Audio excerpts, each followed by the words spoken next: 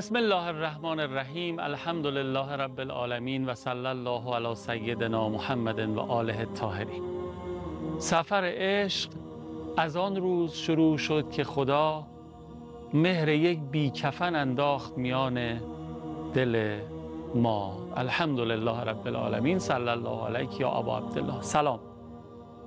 خیلی خیلی خیلی خوشحالم که مجدد بیننده برنامه خودتون یاد خدا شدید. یاد خدایی که هم یاد خدا درش جریان داره، هم یاد ولی خدا امام حسین جان، و امیدوارم که فرصت همراهی تا پایان این برنامه رو هم داشته باشید و بتونیم همچنان از فرمایشات ارزشمند و دلنشین حجت الاسلام و المسلمین سعیدی آریا بهره مند بشیم. خواهش می‌کنم. چقدر خوشحالم که این نوبت از یاد خدا هم همراه هست با حضور حجت الاسلام و المسلمین سعیدی آریا. با افتخار خدمتتون سلام و خیر مقدم عرض میکنم. آقا سلام، خوش آمدید. سلام علیکم و رحمت الله. مخلص. الهی شکر، الهی الحمدلله، ما خدمت شما هستیم. زنده باشید. الهی شکر که تو این ماه محرمی عرض ادب میکنیم و ابا عبدالله الحسین علیه السلام. الهی شکر که هنوزم تو این دستگاه، تو این موقعیت، هنوز مشکی تنمونه، هنوز سر تعظیم فرو میاریم نسبت به سرور آزادگان جهان. الهی شکر که هنوز طعم محرم توی دهانهای ما، توی موقعیت‌های مختلف زندگی هر کی یه عشقی داره دیگه. این عشقمون هنوز امام حسینه. الهی شکر، الهی الحمدلله، الهی الحمدلله رب العالمین. خب ما تو جلسه قبل از شما یاد گرفتیم که این معنویت رو، این که ما تو دستگاه سید الشهدا، روزه های سید الشهدا توی ماه محرم حالمون بهتره، این حال خوب رو چطور بتونیم ادامهش بدیم. فرمودیم که حتما باید مرتب تذکر باشه، یادآوری باشه، عمق ببخشیم به معرفتمون و اینها. یه بخش قضیه هم اینه که خب عملا اون چیزی که داریم هممون حس میکنیم اتفاق میفته زمانی که با امام حسین هستیم بیشتر سمت خداییم. هر چقدر به هر نسبتی که از امام حسین فاصله میگیریم انگار از خدا هم فاصله میگیریم به سمت شیطان و اینا و خدا. درست. اون طرفی میریم. من یه بیت شعری رو اول بعضی از برنامه‌ها بیشتر دوست دارم که تکرار بشه. میگم در کنار تو وجودم به خدا نزدیک است. به امام حسین عرض میکنم در کنار تو وجودم به خدا نزدیک است، هر که نزدیک خدا شد به شما نزدیک است. نظرم این دو طرف است. یه جمله از علامه طباطبایی شنیدم، خیلی برام عجیب بود. اینا رو با هم شما زحمت بکشید راجعش صحبت بفرمایید. ببخشید تو رو خدا من اختیار داریم، اذیتتون میکنم، حلال بکنیم. علامه طباطبایی فرمودن که هیچ کس به هیچ مرحله‌ای از معنویت نرسید مگر در حرم سید الشهدا یا در توسل به ایشان. خیلی عجیبه این که هیچ کس به هیچ مرحله‌ای از معنویت مسیر قربه. بله، اگرم کسی ادعا کنه تصور رسیدن داشته، فکر کرده که رسیده، تخیلی داشته. بله، وابتغوا الیه الوسیله. این ابتغاء نسبت به وسیله. اگر انسان سبب متصل ارض و سما رو شناخت، به قول خودمون نردبان آسمان برای بالا رفتن، یه وقتایی یه معماهایی طرح میکنن، هر شود که روی صفحه یه سری خطوطی میکشن، میگن از یه جا ورودی، از یه جا هم خروجی، شروع کن پیدا کردن معماست برای سرگرمی یا هر چیز. خیلی موقع ها به نتیجه نمیرسه، به بنبست میخوره. یه کسی که باهوشه دقیق مسیر رو پیدا میکنه. یه کسی که راهنما داشته باشه از بین 100 تا راه هم راه درست رو پیدا میکنه. امام حسین علیه السلام سفینه النجات رو در برنامه جلسه گذشته عرض کردیم. مصباح الهدی، چراغ هدایت است. یه جایی تو طوفان شدید تو دریا یه چراغی آدم ببینه که اون ساحل رو نشون بده، چقدر امیدوار کننده از جهت، و چقدر کسی باید نادان باشه جهت چراغ رو برعکس شنا بکنه یا برعکس بره. چقدر. لذا این بحث سفینه النجات و چراغ هدایت بودن و مصباح الهدی بودن، یکیش همین مسئله است که آدم جهت درست بداند، و دو این که عواملی که دورش میکنه رو اونا رو کنار بذاره. یه چیزی هست من میخوام این طرفی برم، یه باد مخالفی هم وجود داره، درسته، من میخوام جهتم درست باشه، اونم بحث معصیت و گناه، آلودگیه. میگیره دیگه. عبادات همشون توی یه چیزی مشترکن. قربتم الله، قرب نزدیکی، به طرف خدا نزدیک میکنه. پس شیطون همه گناهاش توی یه چیزی مشترکه که بعد ایجاد میکنه، منو دور میکنه، حالمو بد میکنه. حالا به اصطلاح خیلی امروزی تر بخوام بگم، میرم تو حرم امام رضا علیه السلام حالم خوب میشه، فلان آلودگی پیش میاد حالم بد میشه. توی هیئت میام اشک میریزم، احساس نزدیکی به ابا عبدالله علیه السلام میکنم. توی یه جای دیگه که موقعیت گناه هست، آلودگی است، چشمم، ذهنم، اعضا و جواره هم خطایی میکنه، احساس دوری میکنم. البته این به شرطی است که هنوز ذائقه‌م کار کنه ها. یه نفر اگر ذائقه‌اش کار نکنه، خدا نکنه گرفتار شده باشن، چون خیلی‌ها گرفتار شدن تو دوران کرونا. یه بیماری مخصوصی بود که هم یه چیز مشترک داشت بین قالا قرمه سبزی، نمیدونم چیه، غذا، انواع و اقسام، هیچ فرقی احساس نمی‌کردی. من خودم برام اتفاق افتاده، هیچ اصلا مزه، کاملا بیمزه حس می‌کردی. اگر کسی ذائقه‌اش کور شد که اون موقع خیلی ناجوره دیگه، اصلا حسی نداره، براش اصلا خدا و غیر خدا فرقی نمیکنه. مثل اینکه شما برای یه مثلا حیوانی، اولایک کالانعام بل هم اضل که داره، برای یک حیوان یک شعر معرفتی بخون، یا حرف بزنی یا حرف نزنی، مثلا این تصویری از شعر نداره، از موزون بودن این مطلب چیزی در قلب او شکوفا نمیشه. همین معنا راجبه اون مفهوم که اولایک کالانعامه.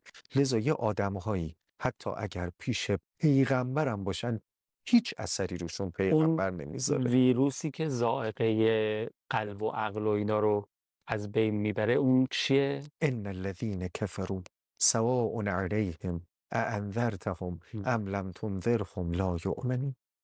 یه ویروسی از کفر، پوشانده. کفر میگیم فلانی کافر است، یعنی حق را پوشانده است. میگیم کفاره گناهات یعنی پوششی بر گناهات. ان الذین کفروا سواء علیهم، سواء علیهم یعنی هیچ فرقی نمیکنه، مساویه. اانذرتهم ام لم تنذرهم، فاعل انذار خود پیامبر اکرم صلوات الله و سلام علیه. زبانی شیواتر از ایشون سراغ دارید؟ بیانی و زیبایی گفتاری و هدایتی بالاتر از پیغمبر سراغ داری؟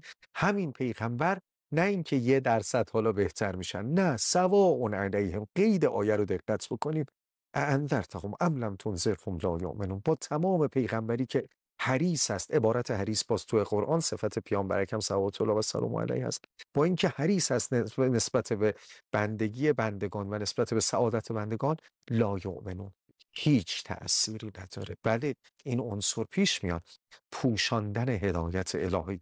کسی که لج میکنه با هدایت، کسی که نمیخواد بپذیره. وگرنه علمای مسیح می آمدن، پیغمبر چند کلام گاهی میگفت، جعفر گاهی براشون چند کلام از قرآن، سوره مبارکه مریم خون تو حبشه، تفیض من الدم، قرآن داره چشم پر اشک شد، قطره قطره ایمان آوردن.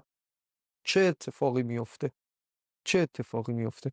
اینا کفرو نیستن، قلبشون رو سیاهی نگرفته، موانع هدایت رو دلشون نشسته. لذا نگاه میکنی همراه میشن، با اندک هدایتی همراه میشن. اما بعضیا نه، کنار پیغمبرم هستن، عموی پیغمبرم هستن، کنار پیغمبر زندگی کردن. ابو جهل باز اون عمو نیست ولی باز از قبیله دیگه است، ولی میشناسه پیغمبر رو. علمای یهودن، یعرفونه کما یعرفون ابناءهم، میشناسن پیغمبر رو، شناخت کامل دارن، ولی انعطاف ندارن. یکتمون الحق مال کساییه که کتمان کردن یه فاعلیت میخواد، پوشوندن حقو. مگه امام حسین علیه السلام رو تو کربلا نمیشناختن؟ مثلا گفتن ایشون کی اومده ما باهاش بجنگیم؟ مثلا این ما نمیشناسیم، حسین ابن علی کدوم علی، علی ابن ابی طالب کدوم ابو طالب، یا پیغمبر رو نمیشناختن؟ اینا که واضحه که بغضند ابیک میکشیمه. اینها بغض هاست، کینه هاست، اینا فاصله انداختن ها به واسطه پوشاندن حق. این پوشاندن حق تو کربلا یه اتفاقی میفته. الانم یک هوس و یک اماره به سوئی در من وجود داره که فلان گناهو میخوامش، دنبال میکنم، باید رومو از این ور برگردونم که اون طرفی بشم. وگرنه میدونم الان نفسهی بصیره هستم، میدونم چه خبره، میدونم دارم خطا میکنم، میدونم اینجا این مال حرومه، این کاسبی اینطوریه، ولی طرفش میرم، نمیخوامم اون طرفی فکر بکنم، چون به اون چیزی که حقم نیست تمایل پیدا کردم. این عبارت امام زین العابدین علیه السلام هست در دعای 8 صحیفه مبارک سجادیه که خدایا پناه میبرم به تو از اون چیزی که حقم نیست نسبت بهش تمایل پیدا کنم. اینو میخوام یه ذره مکس کنیم روش، خیلی مهمه به نظرم. یه فاصله بگیری، مردم روش فکر بکنن، دیگه موافق باشین، شما موافق باشین، برگردیم. منم یه مثال کوتاهی به ذهنم رسیده بگم، یه ذره وایستیم روش بریم چرا اینجوری میشه واقعا، یه ذره بیشتر توضیح بدیم برام جا بیفته. با اجازه شما بفرمایید. خواهش اللهم صل علی محمد و آل محمد و عجل فرجهم. خیلی ممنونم که این بخش پایانی گفتگوی حقیر و حجت الاسلام المسلمین سعیدی آریای عزیز و نازنین رو تماشا میکنید. میدونین چی به ذهنم رسیدین که فرمودین که توی عاشورا هم میدونستن دیگه با کی طرفن، میدونستن چیه کار. یکی دو تا صحنه به ذهنم رسید، این که مثلا طرف در حال قتل و غارت، خب مثلا زینت از دختر پای دختر امام حسین داره میکنه با گریه، بعد بهش میگه چرا گریه میکنی؟ میگه آخه دارم زینت از پای دختر رسول خدا میگه خب نکن. میگه اگه من نبرم کسی دیگه ای میبره. خیلی عجیبه. من یه برداشت خودم که متناسب با این بحثه بگم. ببینید این یعنی، حالا چند تا مثال همینجوری تو ذهن من شما حتما براتون، همون تو واقعه کربلا از خود عمر سعد گرفته تا دیگران و اینا، یعنی این که طرف داره برای قربت و مظلومیت خاندان رسالت اشک میریزه، درست در همان لحظه اشک ریختن در مصائب و مظلومیت آل الله در حال مرتکب شدن بزرگترین گناهانه. بله قطعا همین. عجیبه میشه باشه. یا حسین قلوبنا لدیک و سیوفنا علیک. آره این امکان پذیر. چجوری میشه؟ لذا خود آیه قرآن رو نگاه کنید. قل ان کنتم تحبون الله فاتبعونی یحببکم الله. بگو پیغمبر اگر محبت خدا رو دارید، تحبون الله، باید چیکار کنید؟ فاتبعونی، تبعیت کنید از من پیغمبر. حالا یحببکم الله، حالا دیگه خدا دوستتون داره. بله که محبت تبعیت هم میخواد. میشه چون اولا محبت هزینه نداره. محبت بی هزینه همه توش ادعا دارن، همه میگن آقا من فلان چیزو دوست دارم، فلان کارو دوست دارم. بذار باب همتش هم باز بشه. حالا بیایید وسط، ببین چند نفر میان این کارو انجام بدن. همه یه چیزی مثلا خوشمزه، یه غذایی رو یه دوری گذاشتی، یه جای دور، فلان جا هستش.